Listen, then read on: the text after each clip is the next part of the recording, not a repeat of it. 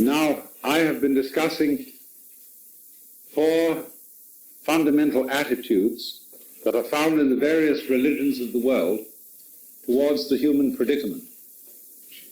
And as you see still on the blackboard, they are given to be 4 R's instead of the 3 R's: repentance, opposite rebellion, and resignation, opposite reincarnation, the latter word being used in a special sense, not in the ordinary sense of rebirth, but of an affirmation of the human predicament, of getting with life. And this morning I discussed the attitude of repentance, the frame of mind in which it is felt that there is something profoundly wrong about being a self-conscious, isolated, individual human being.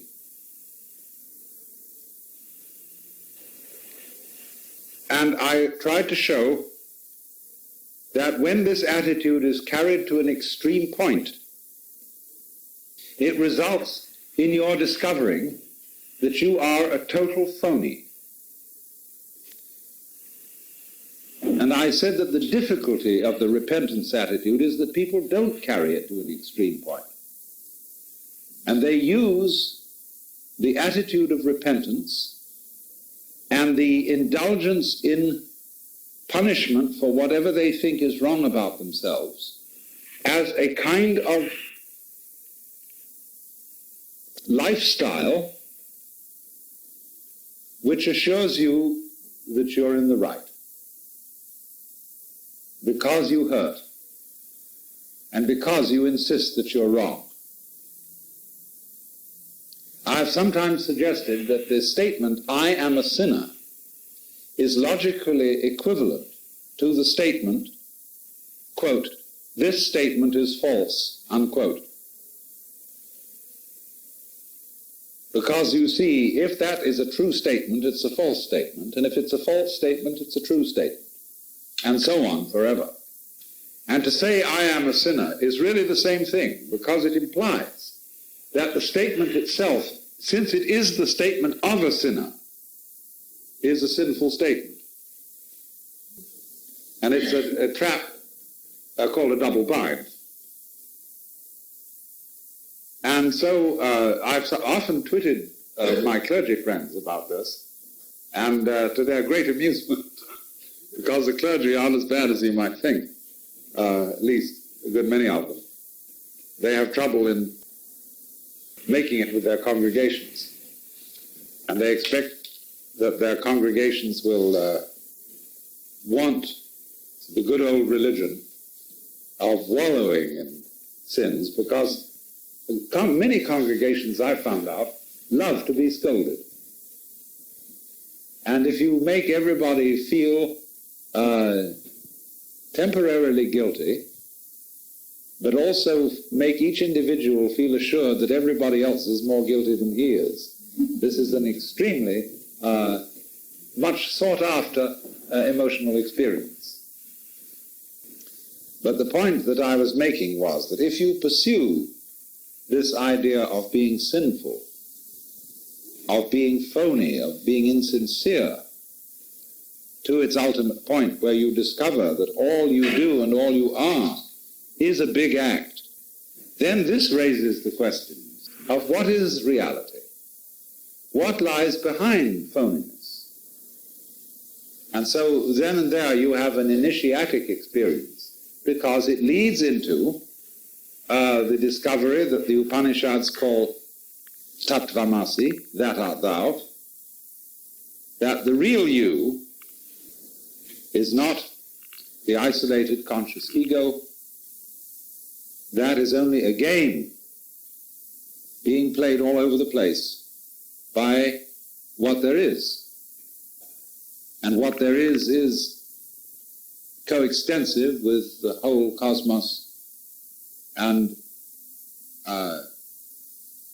is the imperishable reality, and everyone is that. But the game, since we started on the premise that existence is a game. The game is hide and seek. The game is pretending that it's not so. We then move on, you see, to another possible response. Not repentance, but resignation. I quit the game. I won't play it. There are all sorts of ways of doing this. But basically, this is an aristocratic posture. You ordinary mortals, with all your desires and all your involvements, are deluded. You get attached to things. But there are a certain minority of us who are above it all.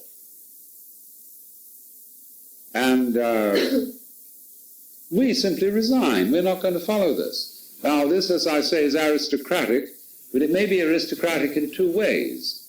There's the aristocracy of the Hindu sannyasin, the people who are outside and above caste. And there's also the aristocracy of the actual aristocrat. I get so mixed up with my British and American pronunciation on this word. The aristocrat who comes on with a pose of always being bored, who has complete sang-froid, who is imperturbable. Keyserling's study of this mentality is marvelous in his book, Europe. The essay on Hungary portrays the type he calls the grand seigneur, and he always identified himself with this type, this role. The grand seigneur who cannot be phased, who can always rise to the occasion under any social circumstances whatsoever, without trying to do so, or without apparently trying to do so. In other words, if he goes to the opera wearing blue jeans, he will somehow make it apparent that everybody else is improperly dressed. This is a very interesting type of person. You know, there was an essay written by someone whose name I can't remember in the Centennial Review, which contrasted the attitude to time of the aristocracy, the bourgeoisie, and the proletariat. I said the aristocrat lives in the past because his ancient forebears have achieved everything, and by the fact of his birth and his existence, he has nothing to strive for. And he somehow never need overdo it. He's always cool. The bourgeois, on the other hand, feels that it's necessary to arrive, and he's always striving for the future, whereas the aristocrat lives in the past. On the other hand, the proletarian lives in the present, because he doesn't care about his reputation, and he just lives. And so of the two, the bourgeois, of the three, the bourgeois is the sucker. Because the poor bourgeois is always cheated. Because, well, it's going to come someday, see? You're going to get it. Even your money, when you pull it out of your pocket, says on it, promise to pay. Watch out for that. It's promises. And the bourgeoisie, you see, lives on promises. The whole economy of the United States, being the great bourgeois country, is in a state of expectancy, of feeling happy, not on what you have, but on what is going to come. The aristocrat is happy on what has happened. These great achievements of the past, there's nothing left to do except sort of glory in it. Proletarian wants it right now, see? And very often gets it. But the poor bourgeois, as my uncle once said, the poor have it given to them, The rich have it anyway, but the middle classes do without.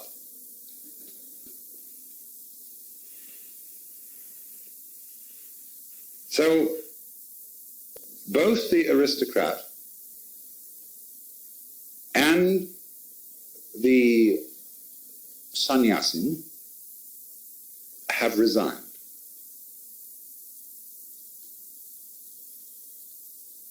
Now, the more interesting of the two types is, of course, the sannyasin,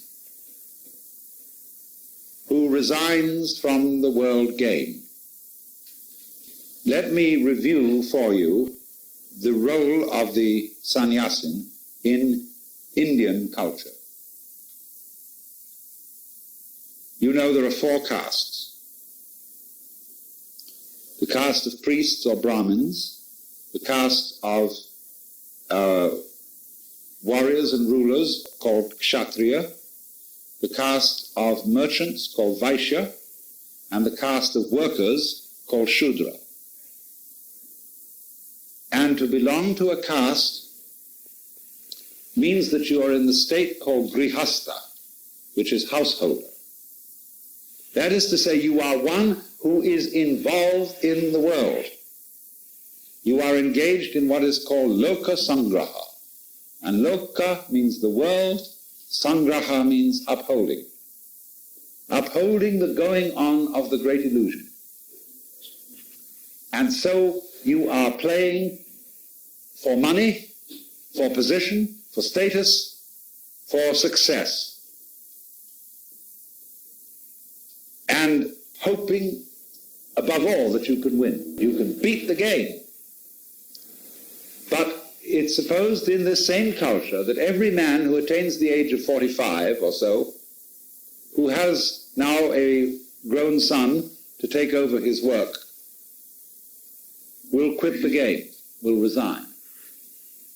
And so when you become at that age, you're supposed to move from the state of grihastha, householder, to vanaprastha, which means forest dweller. You give away all your possessions to your son, you change your name, you take off your clothes and go more or less naked, because you have abandoned status.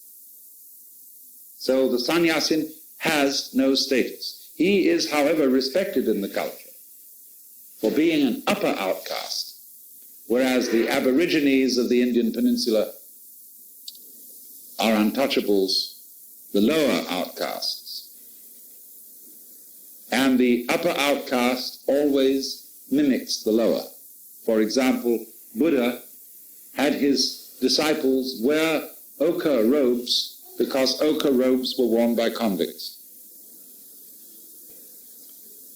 So in the same way, if today in San Quentin they all wear blue jeans of a special kind, pants and a kind of a blue denim jackets, this could well become the uniform of a new kind of sannyasin in the Western world, and to some extent this is happening.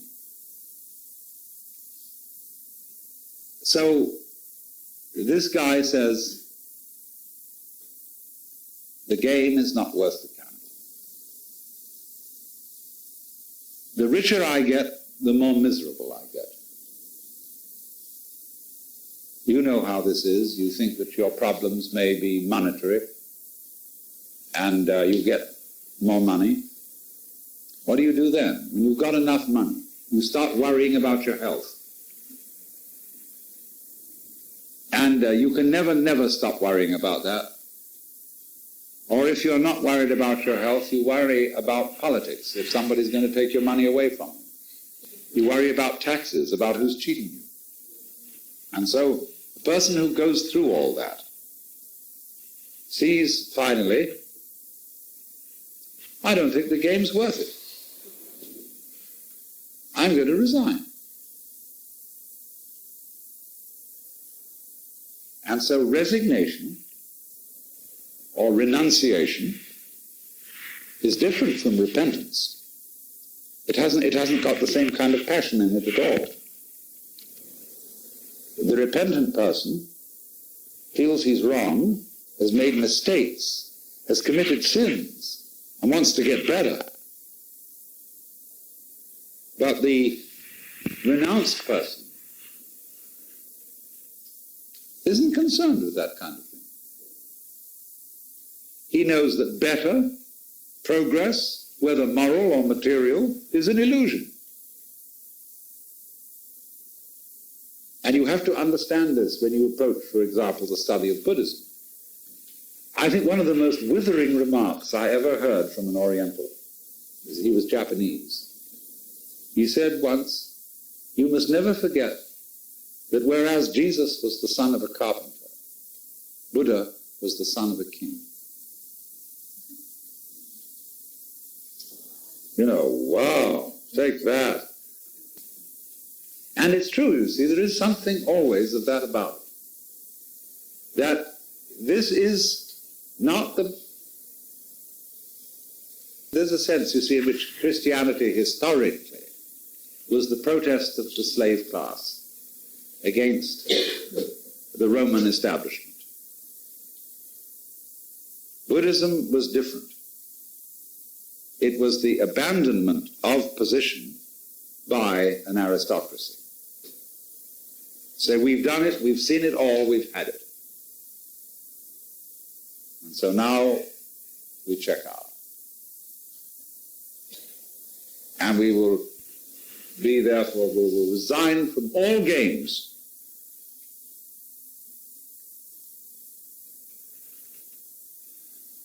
And if you follow this attitude to an extreme, you're going to make, because it all goes to the center, the same discovery that is made by the person who follows repentance to an extreme.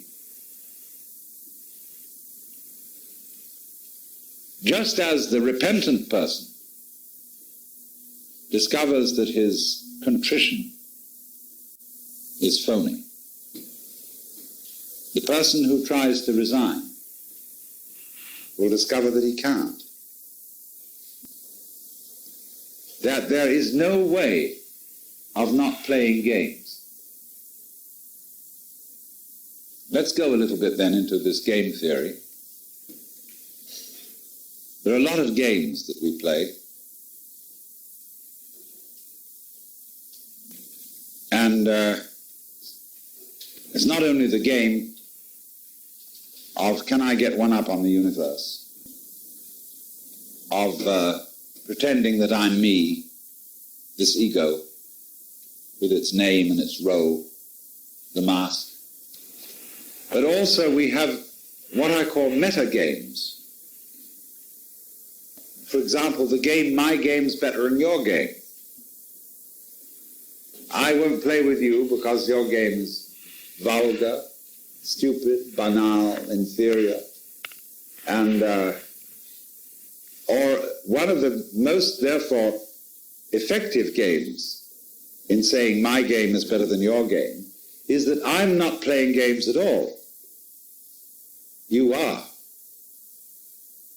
Now, at the lowest level, we find that in the form of, you're not sincere.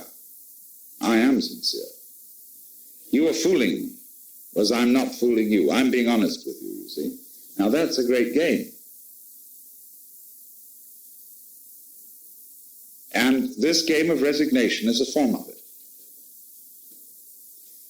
As to say, you are children playing with toys, and you haven't ever really woken up to the important concerns of life. You haven't reached the dimension of ultimate sincerity, or that is to say, ultimate reality. And in order to reach it, you have to resign from distractions. You hear a great deal in the literature about meditation, of getting rid of distractions, wandering thoughts. Well, you might ask, when you think about all that, what are wandering thoughts? What are wrong thoughts? What shouldn't I be doing with my mind? Well, they all say, actually, every day you think about this, and then you think about that, and your thoughts run on in an undisciplined way from one association to another. And you can't keep your mind fully on the job, or whatever it is. So you see, you're supposed to renounce that. Because that's triviality, all those wandering thoughts. They're not about the important thing. Now, what's important? What should you keep your mind on?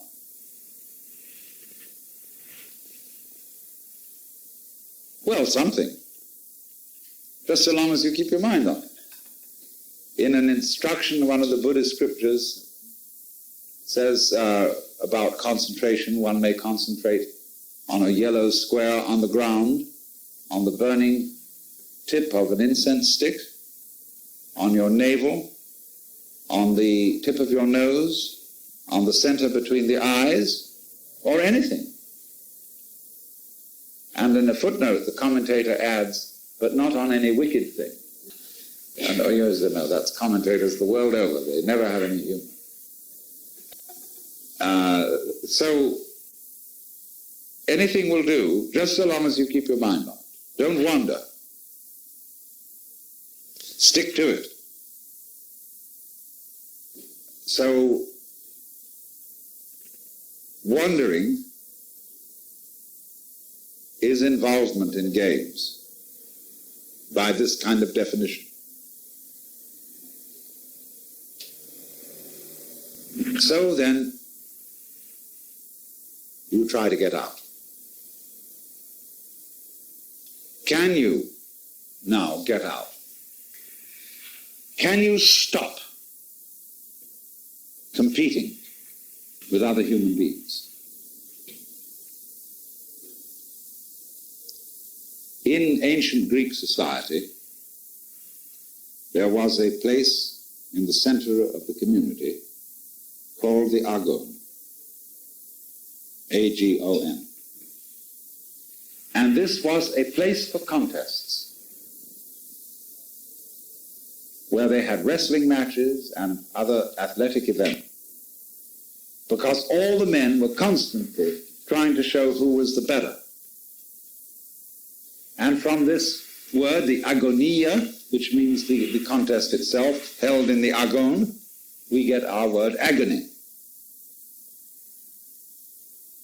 The struggle and striving to be superior. And a lot of people that you meet you recognize this among your friends all the time, are not happy unless they are involved in a contest. It doesn't matter what it is, so long as they're trying to beat something, they're happy. And you may say, oh, for heaven's sake, can't we just sit around and talk instead of having to play a game or bet or do something to prove who's the stronger? I was once married to a girl who was never happy unless she was engaged in some kind of contest. Well, of course, I had a game that didn't look like one. And so it was a very superior game, just because it didn't look like one. But it was a form of the game, my game's better than yours. So, you can't really not play. You may go through the motions of not playing, but you still are. Now, one of the most marvelous examples of this is the Buddhist Sangha. The Sangha means the order of Buddhist monks, or monks isn't quite the right word because the basis of Buddhist monkhood is a little different from Christian, but I don't want to go into that technicality. Here are these people living in, say, Burma, Ceylon, Thailand, and so on, who go around in yellow robes and have renounced the world. But of course, they've become, as a community, very prosperous and powerful. And everybody, makes obeisance to monks and feeds them. And they don't feed just on rice gruel. Important monks get called into the houses of wealthy laity and get given fine dinners, because the layman feels he's acquiring merit by being so generous to the monks. And you should see the scene in Japan. Although today the monks have lost their power to a large extent, you can see the traces of the power they once had. In the city of Kyoto, the Buddhist orders, Zen, Tendai, and especially Shinshu sect, have the best parts of town. If you stay a night in a Zen monastery as a guest and go into one of the rooms there, you're not in any hovel, you're in a palace. You live differently from the way we are accustomed to, but you're liable to get shown into a room where the walls are entirely covered in gold leaf and painted by the greatest masters of Japan. You'll say sit down to sleep by a Kano Motonobu screen. And the landscape around you, the gardens, the view, are gorgeous beyond belief. This is the life of resignation. Now, it's true. I know most about Zen monks rather than the other orders. Zen monks live a pretty rough life, but it's extremely tony. It's healthy. It's absolutely non-masochistic.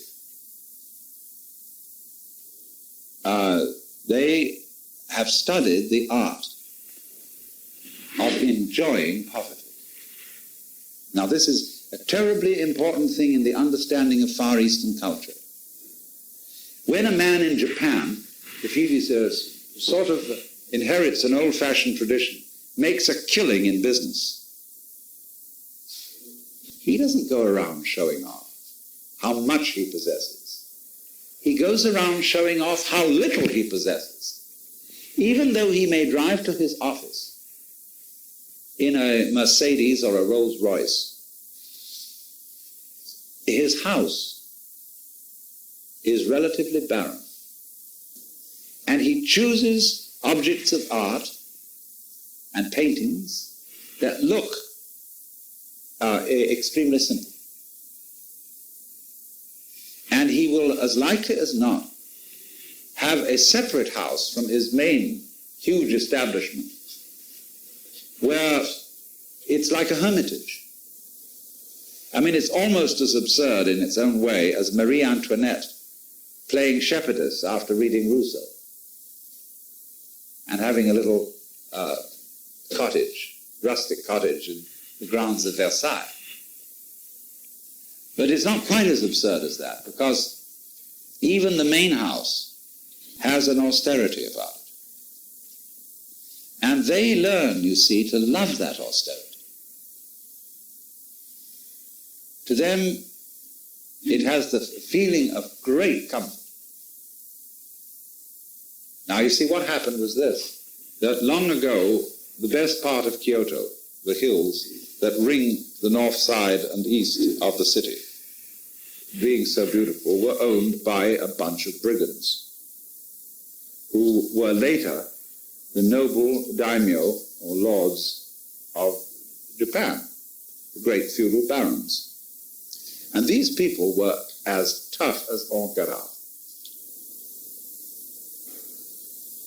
They were always fighting. And so the Buddhist monks moved in and decided they would take this property away from the daimyos by out-competing them. By playing the game, our game is more interesting than your game.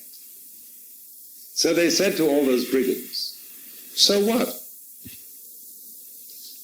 You've attained all these conquests, you have your castles, you have your great estates, but then what? It all falls apart, you know, especially when the brigand is getting a little elderly and has stomach troubles and dizziness and so on. And this monk comes along and says, and furthermore, the monk says, "You can't scare me." And the brigand says, "Arr!" And he pulls out his sword and he says at this monk. But now the point is, he can't kill the monk then and there, because if he does that, he won't find out whether the monk was scared or not. And so the monk looks him straight in the eye. And nothing happens. He doesn't flinch. And the brigand has now in a contest, he thinks. And he puts the sword point right against his throat. Well, the monk has it right there. But you see how, in a way, easy the game was. Because the monk knows that he wins his point. If he doesn't give, if the brigand kills him before the monk flinches, he's obviously cheated. Now, since there is honor among thieves, the chances are, although there will sometimes be a brigand who will feel put down by this contest and therefore kill the monk, the chances are that he won't. But look what the monk stands to gain. If he wins, the brigand says, "Wow, would I like to have that courage? Because if I had that courage, I would be that much better a warrior." So the monk says, "I'll teach you." And as a result of that, the monk does teach him. He teaches him the practice of Zen, Zazen, meditations, and all this kind of thing, and puts him through the works. And so he comes to understand what the monk did understand anyway, which was that it really doesn't matter if you live or die, because the thing goes on. It's perfectly indestructible. If you happen to die, it just goes on in a new way, because you are the works. So, fine, but the monk is playing a game. And so, as a result, all these Zen communities got given the old palaces. The brigands all moved to Tokyo and set up there in business, and all around the great court, and the gorgeous temples and grounds went to the monks, where, although none of them owns anything personally, which is a great idea, you know, because we don't have any responsibility then. The community owns it. And you don't have to pay any taxes. And since you're a non-profit organization, you're not taxable anyway. Oh, it's a great setup. And they really did it beautifully. But what they did in effect was to con those brigands out of the best land in Kyoto. By resignation. By playing a higher game. But you see, anyone who goes through that, goes through the Buddhist process of resignation, will come to a point where he knows that he didn't resign at all. And this is what makes the difference between pedestrian Buddhist monks who think they've resigned and feel a little bit guilty because it's such a prosperous affair to resign, because you live in the best places and so on. And those ones who know, who go right through, who constitute a small residue of great Buddhist masters, who discovered that they can't resign at all. Let's consider an extreme example of resignation. The life of a hermit. Far Eastern literature is full of the idealization of the hermit's life.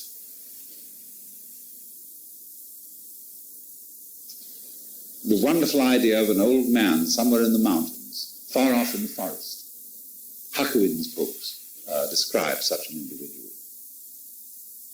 who can't be found. Nobody knows where he is. He leaves no trace, and they consider that as admirable. The poem, which says, I asked the boy beneath the pines. He said, the master's gone alone. Herb gathering on the mount, cloud hidden, whereabouts unknown. And that idea of the far-off man, way, way, way off. But what does a hermit discover? If you try this and get as lonely as you can get, you become vividly aware that you can't get away from it. Because when you get very lonely and very quiet, you become extremely sensitive. And everything that goes on that's ordinarily unnoticed comes to your attention. First of all, you will find there's a community of insects. And they are tremendously interested in you, and not necessarily hostile. They may be sometimes. But alone in the forest, when you get really quiet, you'll notice little creatures will come and inspect you, look you all over. And they'll go away and tell their friends, and they'll come and look and see what it is. And you become aware of every single sound. And you realize that alone you're in the midst of a vast, murmuring crowd. May not be human, but it's everything else.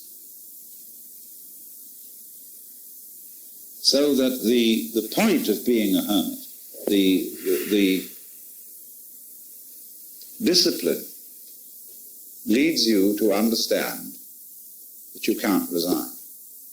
The lonelier you are, the more you're joined together with everything else, because you get more sensitive. So then I find, I cannot give up playing the game. Look at it too from another point of view. Supposing I say, everybody's playing the game, me first. Now I'm going to play the game you first. To use the phrase of Bonhoeffer, who called Jesus the man for others. Now, let's see if we can play that game. Instead of me first, you first. After you. Please. Will you please? What a way this is of putting everybody down. See, I'm the one, who's so generous. I'm the one who's so loving, so self-effacing. And all you inferior brats can go first. You can play me first. I'll play you first. I'll try and convince you to play you first. But the success of convincing you on that is relatively small, and therefore the in-group will always be the people playing you first. And therefore they will get the honors.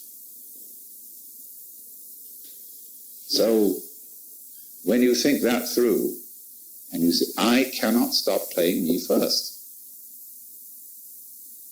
there's no way of not doing it.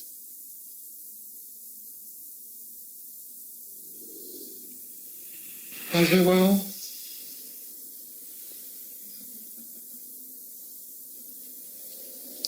now what does it mean when I'm in a trap that I can't get out of? There's no way of getting out of this trap. Well, what it means is that you and the trap are the same thing. You're not caught. Because when there's nobody in the trap, there's no trap. See that? As long as you think you're in a trap, then the trap's got you. But when you know you are the trap, then what has the trap got? If you're trying to get out of the game, you're trapped. There's no way out. But when you have found that you and the game are the same, there's no game to get out of. There's no one to get out of the game. And that's true resignation. And then you can take the point of view of the Bodhisattva as distinct from the Arhat The arhat in Buddhist terminology is the person who escapes from the wheel of birth and death, the samsara, and gets out of the game. So he stands here. Bodhisattva is the arhat plus. He's the arhat who's gone on to find out that you can't get out of the game at all. So the bodhisattva is found over here. In other words, he goes back into the cycle of reincarnation and doesn't bother about escaping anymore. So, in just the same way as repentance leads to the understanding that you're a phony, even in repenting, resignation leads to the understanding that even in resigning, you can't resign. It isn't as if someone were saying, you must play this game, and you felt yourself under some sort of compulsion. It's rather discovering that the game is what there is. And if you got out of it, would be to be nowhere. You don't have to play. This is the point. I'm going to repeat this because this is crucial. It isn't that you have to play, because that would make you feel a victim of some process beyond yourself that was compelling you. It is that the playing is you. And nobody is shoving you around. Because you and the universe, which seems to constrain you, are not two things. If you play the game that you are only here, then you'll feel pushed around. But when, through trying to resign from either pushing around or being pushed around, you discover that it can't be done, you then become very much aware